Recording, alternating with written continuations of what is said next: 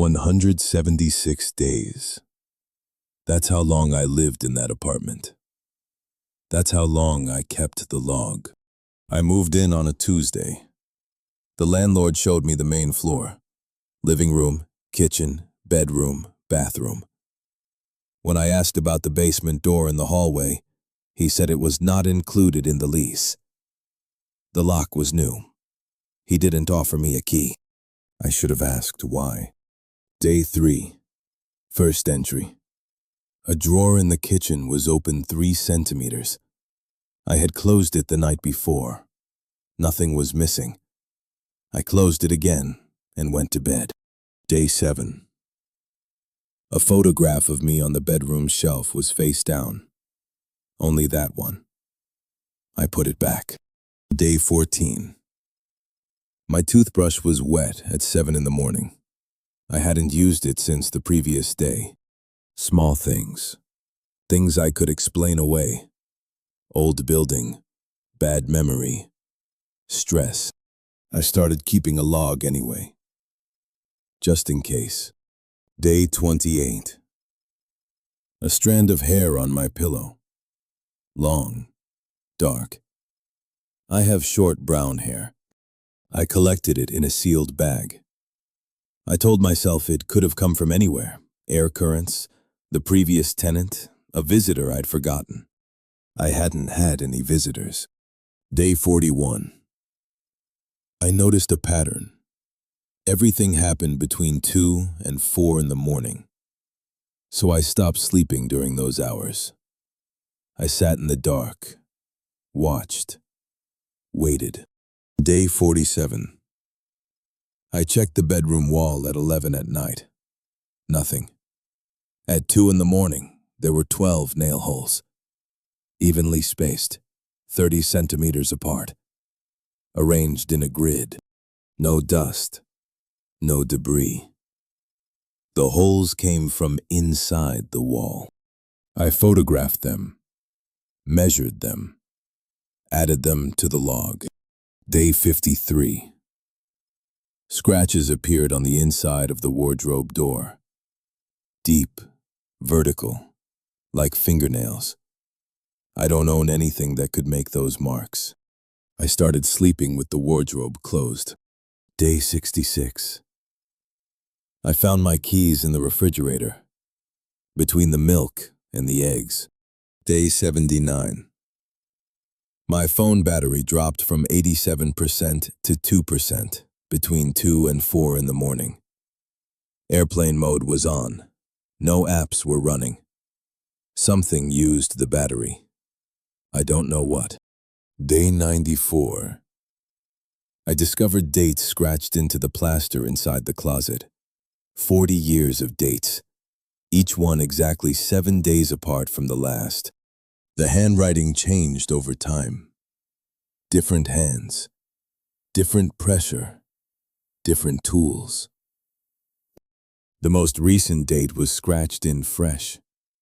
The dust was still on the floor. Tomorrow's date wasn't scratched yet. I stopped using the closet. Day 107.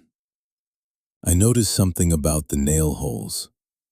When I stood in the corner of the bedroom and looked at the wall, they aligned. They formed a shape. I traced it, measured it. A handprint. Adult-sized, palm facing the room. 42 inches from the floor. The height of someone sitting on the edge of the bed. I stopped sleeping in the bedroom. Moved my mattress to the living room. Day 120. I started mapping all the anomalies on a single sheet of paper. Each anomaly was a dot. Position determined by location. Size determined by severity. The dots weren't random. They clustered. 3 clusters. Bedroom, kitchen, hallway outside the basement door. I connected the clusters with straight lines.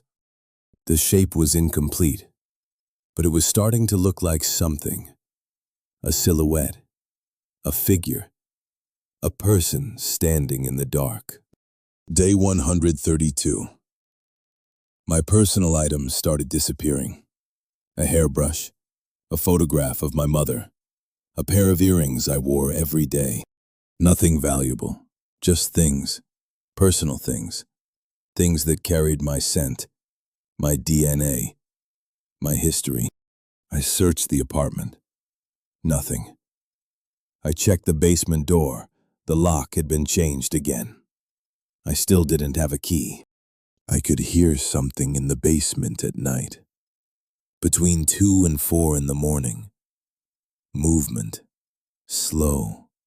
Deliberate. Like someone rearranging furniture. Like someone making space. Day 144. I counted the steps from my front door to the bedroom. 12. Always 12. I counted again. 14. I counted again. 12. 14. 12. 14. I couldn't tell which number was correct anymore. Day 153. Someone accessed my laptop while I slept. Browser history showed searches I didn't make. My own name. My workplace. My mother's address. I haven't told anyone where I live. My mother doesn't even know I'm here. Day 160. My phone received a text message at 3 in the morning. No sender number, no timestamp, just words. I like your hair short. I've had short hair for 160 days. No one has seen me with short hair. I haven't left the apartment. Groceries are delivered. Supplies are ordered online. No one has seen me. Day 168. I stopped numbering my entries. I don't remember why. The dates are harder to track now. I sleep during the day, wake at night. The sun feels wrong. Day 176. Tonight, I completed the map. Every dot, every cluster, every connection. When I connected the final dot, the one representing the most recent anomaly, the one that happened at 2 this morning, the shape was complete. A face. My face. The dots are my eyes. The nail holes are my mouth. The dates on the wall form the outline of my jaw. The handprint is my cheek. I have been mapping myself for 176 days. Every anomaly, every dot, every cluster. It was me. The whole time. Or something using me. Or something that lives inside me and comes out while I sleep. I don't know which is worse. I checked the closet. The next date was scratched in fresh. Today's date. I didn't scratch it. I haven't entered the closet in weeks. But the scratch marks are fresh. The dust is on the floor. The basement door is unlocked. I don't have a key. But the door is open. Just a crack. Dark inside. I can hear something down there. Not movement anymore. Breathing. Slow. Deliberate. Familiar. It sounds like my own breathing, but slower. Much slower. Like someone has been holding their breath for a very long time. Waiting. I'm going down the stairs now. My phone battery is at 47%. There's no signal. I don't know if anyone will hear this. The basement is larger than I expected. Much larger. It doesn't fit under the building. It keeps going. There are things down here. My things. The hairbrush, the photograph of my mother, the earrings, all of them. Arranged on a table. Arranged in a pattern. The pattern is my face. There's a notebook on the table. My notebook. The one I keep in the bedroom. The one with all the entries. All 176 days. I didn't bring it down here. I open it. The entries are different. Same dates, same times, different words. Where I wrote toothbrush wet, the notebook says, she was here. Where I wrote keys in refrigerator, the notebook says, she tried to leave. Where I wrote nail holes in wall, the notebook says, she is still here. I'm not alone in the basement. I have never been alone. Not for 176 days. I look up. She is standing at the bottom of the stairs. Same clothes, same hair, same face. She is holding a phone, recording, just like me. She opens her mouth. I open mine. Who are you? She smiles. You know who I am. I've been here the whole time. I look at the notebook, the final entry, the one I haven't written yet. It's already there. Day 177. She stopped being the woman who kept the log. She became something else, something that has always been here, something that was waiting for her to arrive. I drop the notebook. She picks it up. It's okay, she says. I'll take care of everything. I'll keep the log. I'll watch the dates. I'll wait for the next one. The next one? She nods. The next person who moves in. The next person who notices. The next person who stays long enough to finish the map. She holds out her hand. I'm very tired. 176 days of no sleep. 176 days of watching. 176 days of being watched. I take her hand. My phone battery is at 3%. The signal is still gone. I'm not the woman who kept the log anymore. I'm the thing in the basement now. I'm the one who leaves the toothbrush wet, who opens the drawer, who turns the photograph face down, who scratches the dates into the wall. I'm the collector. And I'm waiting for you. The next date is scratched in fresh. Tomorrow's date.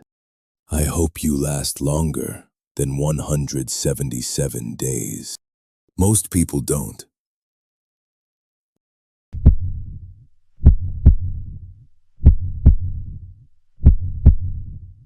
I am running. That's the first thing you need to know. I'm running through a forest at night. My watch died hours ago. I don't know how far I've gone, but I know one thing now. Something I wish I'd known before I rented that cabin. The thing under the cabin knows your name before you do. Let me start from the beginning. I'm a wildlife photographer, 33 years old. I do remote trips, cabins, silence, alone. I know how to be alone. This cabin, I found it online. Cheap, remote, exactly what I needed. The listing said, secluded, no neighbors for 11 miles, perfect for researchers and writers. It didn't say anything about what was underneath. The cabin was elevated, 3 feet off the ground. Crawl space underneath. I never went down there, never wanted to. But I should tell you something first. Before the stain, before the scratches, before the hand in the dirt, my mother died 6 months before this trip. Cancer. Fast. She was 63. I wasn't there when she passed. I was in the wilderness, taking pictures of bears. She called me 3 times. I didn't answer. No signal. I found out when I got back to town. 3 days later. I don't talk about that. I don't think about it. I just keep moving. Keep working. Keep going to remote cabins where no one can find me. That's probably why it chose me. Rule 1. Don't look under the cabin after midnight. On day 8, I noticed a stain on the bedroom ceiling. Dark, wet, shaped like a person lying flat. No second floor, no pipes, no reason. I told myself it was rain. Day 9. Scratch marks on the outside of the bedroom window, 8 feet off the ground. No ladder, no porch, no way to reach it. I checked the crawl space hatch. It was open. I never open it. I closed it, locked it, moved a propane tank in front of it. That night, I heard dragging under the floor. Slow, heavy, like someone pulling something across dirt. Then I smelled it. Human. Sweat. Skin. The specific warmth of a body that hasn't moved in a long time. I thought about my mother. I don't know why. She used to wear this perfume, White Shoulders. I haven't smelled it in years. That night, I smelled it again. Coming from under the floor. The thing under the cabin knows your name before you do. It knows other things too. Things you've forgotten. Things you've buried. Things you've been running from your whole life. Rule 2. Don't eat anything you didn't cook. The next morning, there was a plate on the picnic table outside. Half eaten. Still warm. My leftovers. From my refrigerator. Someone had taken my food, carried it outside, eaten half of it, and left the plate while I was sleeping. I didn't eat after that. Not from my refrigerator. Not from my cabinets. Nothing. Day 10. I tried to leave. My truck wouldn't start. Battery terminals covered in dirt. Fresh. Like someone had rubbed soil all over them. I cleaned them. Jumped the truck. It started. 3 miles down the forest road. A tree was across the path. Not fallen. Cut. Fresh axe marks. Someone dropped it while I was sleeping. I couldn't move it. No signal. No other road. I turned around. Drove back. That night, I broke Rule 1. Midnight. I opened the crawl space hatch. Shone my flashlight underneath. There was a room down there. Walls made of dirt. A floor made of packed earth. A ceiling made of my floorboards. Furniture. A chair. A table. A bed. Someone has been living under my cabin for months. Maybe years. On the table, a photograph of me taking pictures of a bear from my last research trip 6 months ago. I didn't take that photograph. I looked closer. The photograph wasn't old. The paper was fresh. The ink was new. Someone took this picture 6 months ago, while I was working, while I was alone, while I thought no one was watching. I heard a sound, not from the crawl space, from beneath me. I looked down. There was a hand coming up through the dirt, reaching for my face. I screamed, jumped back. The hand grabbed the edge of the hatch. A face appeared. Pale, dark hair, familiar eyes. My face. She smiled. "You're late," she said. "I've been waiting for you." "Who are you?" She tilted her head, the way I tilt my head when I'm confused. "You know who I am. I'm the one who called you here. I'm the one who put the listing online. I'm the one who made sure no one else rented this cabin for the last 6 months. Why? Because someone has to be under here. Someone has to wait. and I'm tired of waiting. I slammed the hatch, locked it, moved the propane tank back, added 2 more. I sat in the middle of the room, didn't move, didn't sleep. At dawn, I ran. I am running now. The forest is dark, the trees are close. Behind me, not dragging anymore. Footsteps. Someone is running with me. I look back. She is there. The woman from under the floor. The one who looks like me. She's running behind me, smiling. You can't outrun it, she says. You can only delay it. What do you want? I want you to take my place, so I can run, so I can feel the sun, so I can forget what it's like to be under the floor. How long have you been down there? She stops smiling. I don't remember. Years, maybe. Decades. Time is different under the floor. You lose track. You forget things. What things? Everything. Your name, your face, the sound of your mother's voice. I stop running. She stops too. I remember one thing, she says.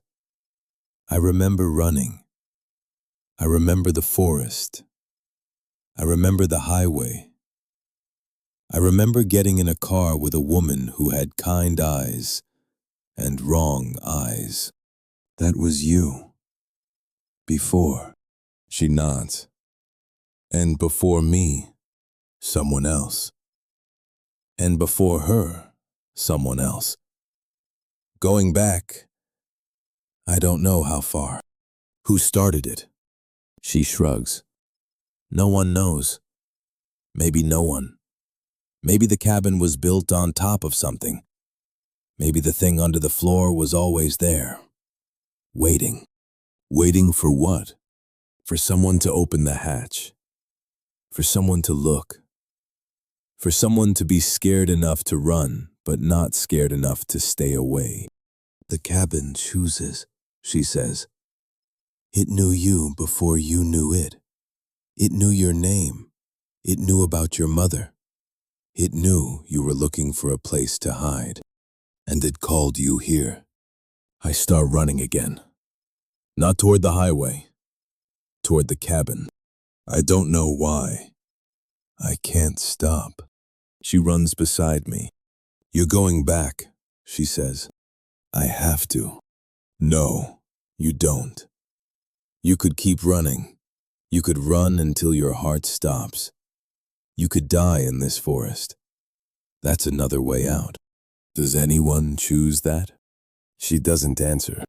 I reach the cabin. The front door is open. The crawl space hatch is open. I look inside. She is there. The woman from the photograph. The one who grabbed my face. She's sitting on the dirt floor, looking up at me. You came back, she says. I didn't have a choice. She nods. No one does. Not really. She stands up, brushes the dirt off her clothes. I've been down here for, I don't know. I've forgotten almost everything. But I remember one thing. What? The smell of White Shoulder's perfume. My mother used to wear it. I freeze. That was my mother. She smiles. I know. The cabin knows everything. It knew your mother was dying while you were taking pictures of bears. It knew you didn't answer the phone. It knew you've been running from that guilt ever since. It called you here because you're already used to being under the floor. You've been under the floor your whole life. You just didn't know it. She holds out her hand. It's your turn now. I take it. I am under the floor now. I don't know how long I've been here. Days, weeks, months. The dirt is cold. The dark is total. There's a photograph on the table next to me. A woman, running through a forest, looking back over her shoulder. She looks familiar. I hear footsteps above me. Someone is in the cabin. Someone who doesn't know I'm here yet. But they will. They always do. The thing under the cabin knows your name before you do. I know her name now. I've been waiting for her. For months. For years. She's almost here. I can hear her. Opening the hatch. Shining her flashlight. I look up. She looks down. Hello, I say. I've been waiting for you. She screams, slams the hatch, runs. But she'll be back. They always come back. You're listening to this, right now, in your car, or your apartment, or your bedroom. You're wondering if this is real, if any of this happened. It doesn't matter if it's real. What matters is that you know the rules now. Don't look under the cabin after midnight. Don't eat anything you didn't cook. If you see your own photograph somewhere you didn't leave it, don't run. Because running won't help. You'll just end up back here, like I did, like she did, like you will. I knew it before you started listening. The cabin told me. It knows everyone who hears this story. It's been waiting for you, too. Don't look under your bed tonight, just in case. I can hear footsteps above me. Someone is here. The thing under the cabin knows your name. And now, so do